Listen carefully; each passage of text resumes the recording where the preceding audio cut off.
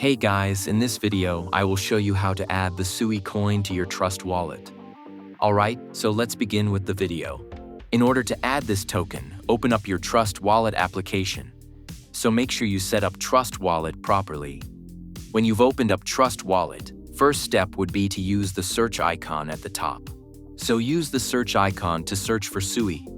And once you search for SUI, we're not looking for SPE, we're looking for the SUI token itself. In order to add this token to your wallet, you're first going to have to head back to the home section. Then you have to click on this plus icon. Here we have managed crypto. So search for SUI and simply turn it on. By turning on this crypto, we can find it on your crypto list.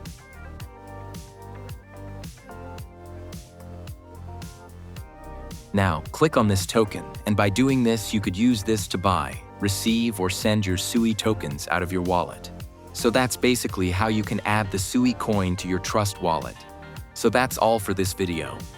Consider subscribing if you find it helpful, and I'll catch you in the next one. Thanks.